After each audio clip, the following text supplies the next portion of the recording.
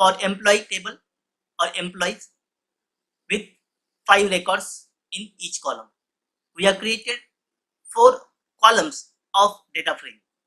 Now in this session, we are going to learn about the structure of a data frame. So we can use a function called as structure to find out a structure of a given data frame. So practically we'll implement a structure. We have already created one data frame.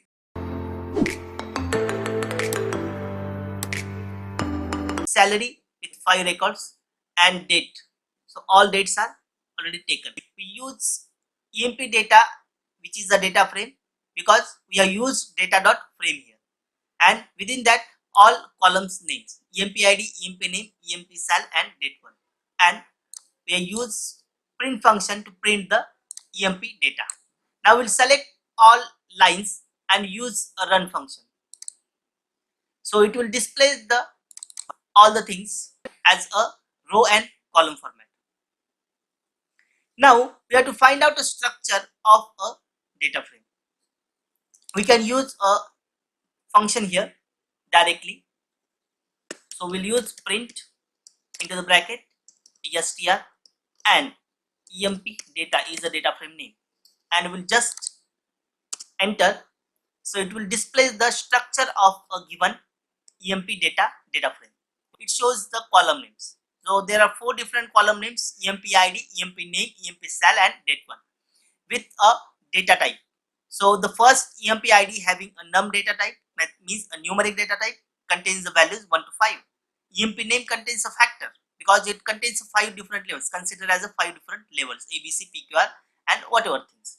And EMP sal, it again a number, and date is a data format. So in structure we'll get everything about a data frame.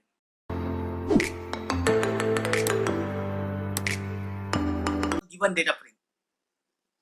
The statistical summary and nature of a data can be obtained by using summary function. So the simple syntax of using summary is summary into the bracket your data frame name. That's it. What you find out? We find out everything about the data. Suppose if we are using number, then it will give a minimum number, maximum number, mean, mode, median, likewise. After that, if we are using string, so it will give the string length, the class of that and mode. And if you are using date format, so it will gives the minimum date, maximum date, mean, median. So let's see how we can use a summary function. Start with a summary function. How we can use a function called as a print. Into the bracket we use a summary, and within bracket we'll use a function called as EMP data, which is a data frame, and we'll just enter. It will give a summary of a given data frame. So the first EMP ID. So EMP ID is nothing but a number, so it will give the numbers. EMP name, it contains a string, so it will give the levels. EMP sal, it again contains numbers, so it gives the minimum, maximum, mean, median. Date is a date format, it gives the minimum date, maximum date, likewise.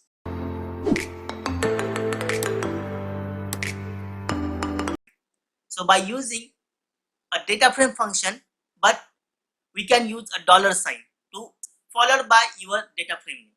Suppose we want to find out a EMP name, so at that time we use a data frame name, dollar sign and a specific column name, that is EMP ID or EMP name. Likewise, suppose we want to find out 2 different columns from a data frame.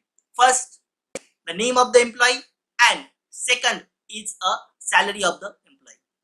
So let's see how we can use a data frame, and within data frame we are selecting a specific columns. If you find out a specific column from a given data frame, so use a dollar sign.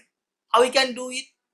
So let's start with, we'll take EMP, one variable. Within that we use a function data.frame.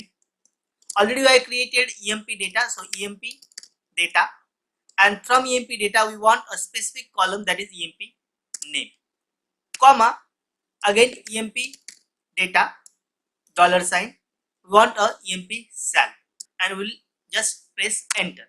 So it will display only two columns from a given data frame. That's it. Thank you.